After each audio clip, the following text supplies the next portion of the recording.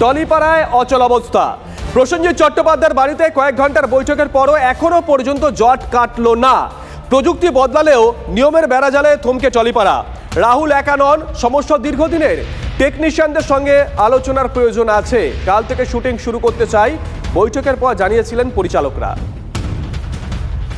আলোচনা হোক কোনো একটা বিষয় নিয়ে, একটা সমস্যা হয়েছে, কাজটা চলুক। কারণ বুঝতে হবে সেই কাজটার মানে পেছনে একজন প্রযোজক শুধু নেই, প্রচুর মাথা কাজ করে একটা ছবি শুরু করার আগে। আর আমি একটা জিনিস এখনও বুঝতে পারছি না, মানে বিরোধিতাটা কোথায়। আজকে যদি বাইরের লোকরা এখানে এসে বেশি কাজ করে, কারা অ্যাডভান্টেজ পাবে? মানে আমি একদিনে অনেকটা খেয়ে নিজের পেটটা খারাপ করবো, না আমি রোজ একটু একটু ভালো খাবার খাবো? এই জায়গাটা না কোথাও জাস্ট নীতি, কিছু কিছু পলিসি, কিছু কিছু জিনিসের জন্য আমার মনে হয় it is a very high time. অনেকগুলো বছর, এগুলো অনেক আগের, একবার বসে না। ডিরেক্টররাও, পরিচালকরাও কিন্তু টেকনিশিয়ান, আমরাও কিন্তু টেকনিশিয়ান, তাই আমাদেরকে আলাদা করবেন না ভাই। তো আমরা যাতে আপনাদের সঙ্গে হাত মিলিয়ে আবার কাজ করতে পারি সেইটা মাথায় রাখবেন। আমরা চাই টেকনিশিয়ানসদের যেন একদিনও কাজের ক্ষতি না হয়, কারণ কারা দিন আনে দিন খায়। ফলে তাদের জন্য আমরা কনসার্ন, সকলেই চাইছি যে কাজ শুরু হোক। কিন্তু কাজ শুরু হওয়ার কতগুলো কন্ডিশন আমাদের আছে, দুপক্ষকেই ভাবতে হবে। কোনো কলহ না, আমরা চাই ডিগনিটি, এবং ডিগনিটিটা হবে রেসিপ্রোকাল ডিগনিটি। এই যে নিয়ম করা হয়েছে তার পাশাপাশি কিন্তু প্রযুক্তির একটা বিরাট পরিবর্তন হয়ে গেছে, ফলে নিয়মগুলো রিভিউ করা দরকার। রিভিউ না করলে কিন্তু কখনোই কিন্তু আমরা এগোতে পারবো না, আমরা সেই একটা বদ্ধ জলায় আটকে থাকবো। আপনারা বিবেচনা করুন এবং আপনারা ভাবুন যে কালকের থেকে কি করে কাজ শুরু করা যায়। ভালোবাসার মানুষ, আপনারা সবাই প্রত্যেকে আমাদের খুব কাছের মানুষ। আপনারা ছাড়া আমরা ফ্লোরে গিয়ে কিছু করতে পারবো না, আর আমরা ছাড়া আপনারাও ফ্লোরে গিয়ে কিছু করতে পারবেন না। সো আমি সবার কাছে অনুরোধ করব যে ইগো ছেড়ে দিন। আমাদের যদি ইগো থাকে আমরা ছেড়ে দিই, আপনাদের ইগো আপনারা ছেড়ে দিন। আমরা একটা সুন্দর পলিসি করে আমরা যাতে আগামী দিন ইন্ডাস্ট্রিটাকে বড় করতে পারি এবং প্রচুর ইনভেস্টমেন্ট নিয়ে আসতে পারি, সেই দিকে আমরা যেন একটু কনসেন্ট্রেট করি। রাদার ছোটোখাটো কি হলো, কে কোথায় গেল, কাকে কি কতটা পানিশমেন্ট দেওয়া হবে, কাকে কতটা পানিশমেন্ট দেওয়া হলো, এইসব ব্যাপারে কনসেন্ট্রেট না করে।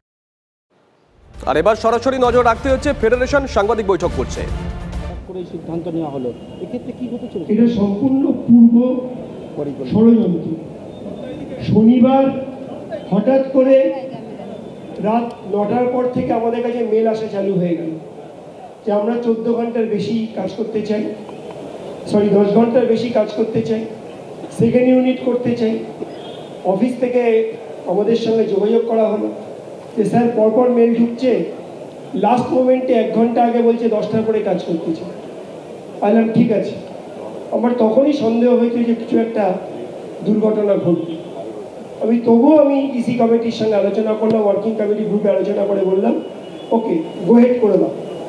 আমরা কাজ যদি কেউ আমাদের দিয়ে করাতে চায় আমরা কখনো সেখানে বাধা হব না।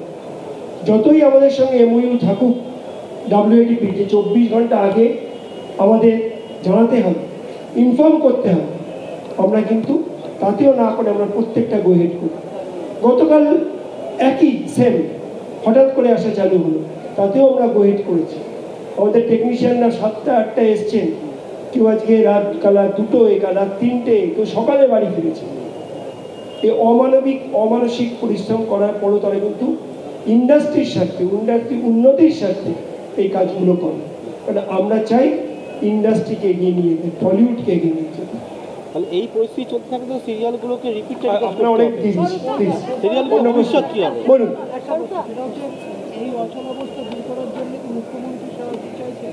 আমরা চাই যে যারা এই অচলাবস্থার সৃষ্টি করেছেন তাদের সঙ্গে সরাসরি আলোচনা করতে। প্রশাসনিক প্রধান প্রচুর কাজ, তাকে এই একটি ব্যাপারের জন্য ব্যতিব্যস্ত করাটা আমার মনে হয় সমীচীন। সংস্থা থেকে যদি আপনাদের কাছে আবার নতুন করে মেল আসে যে রাহুলকে পরিচালক হিসেবে বহাল করা হবে, তাহলে কি আপনারা শুটিং করবেন? আমরা সেটা নিয়ে আলোচনা করব, ইসিতে আলোচনা করব, এজিএম এ। এই সিদ্ধান্ত অ্যানুয়াল জেনারেল মিটিংয়ে হয়েছে, 150 সদস্য, সেখানে ডাইরেক্টর্স গিল্ডের সম্মানীয় সভাপতি সুব্রত সেন মহাশয় ছিলেন, সম্মানীয় সম্পাদিকা সুদেশনা রায় মহাশয় ছিলেন, আরও ওনাদের ইসি কমিটির মেম্বার ছিলেন, সেখানে সিদ্ধান্ত করে তারা শিলমোহর দিয়েছেন, সাইন করেছেন। ইসি কমিটিতে এসে যখন সেটাকে বলা হলো যে এটাকে প্রয়োগ করা হবে, সেখানে ওনারা সাইন করেছেন। একটা অদৃশ্য শক্তির হাতে হঠাৎ করে তিনি বললেন যে না, এটা করা যাবে। এর মানে আমি বুঝলাম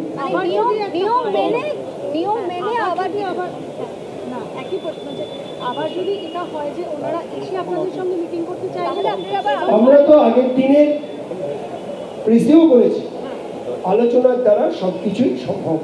আলোচনা করতে রাজি, ইন্ডাস্ট্রি বন্ধ করে কেন? বিষয়টি হয়েছে ইম্পা সিনেমা সঙ্গে আমাদের এমওইউ ইম্পার সাথে WATP কেন হঠাৎ করে ষড়যন্ত্র করে দিয়ে কাজ বন্ধ করে দিল? আমি বুঝতেই পারছি না। এর মধ্যে দিয়ে ইম্পাকে ইনভলভ হওয়া উচিত যদি মনে হয়, কারণ সিনেমার ব্যাপারে সংস্থা হচ্ছে ইম্পা, EIMP। তারা আলোচনায় চাইলে আমরা আলোচনায় বসবো, তারা কথা চাইলে কথায় বসবো, লট অফ ডিসকাশন হতে পারে। আমাদের অনেক ক্ষোভ, আমি সেগুলো আপনাদের দৈনন্দিন যে আমাদের ইন্ডাস্ট্রিতে আমরা সমস্যায় আছি যদি বলা চালু করি, তো সেটা ঘরের কথা বাইরের বলা হয়।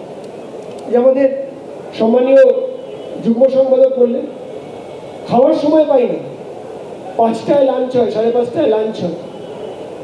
আর কিছু বলতে চাইছি না, আমি চাই না ঘরের কথা বাইরে যায়, সবার অপমান হয়, তবুও আমরা কাজ করছি।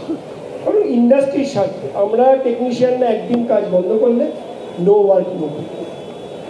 তো আমাদের কাজ করে যেতে হয়, মুখ বন্ধ করে কাজ করতে হয়। এই যে দশম অবতার নিয়ে উনি বললেন, উনি একজন প্রোডাকশন ম্যানেজার গেলে প্রেসিডেন্ট।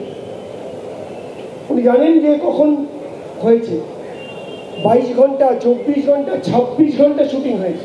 ভাবতে পারবেন 6টা থেকে পরের দিন রাত পর্যন্ত। আবার এসছেন, আবার কলটাই বাড়ি ফিরে গেছে, আবার কাজে। এখান থেকে রাজারহাট আসতে, রাজারহাট যেতে কতক্ষণ সময় লাগে আপনারা বলুন? আমরা তো কাজ চালিয়ে গেছি।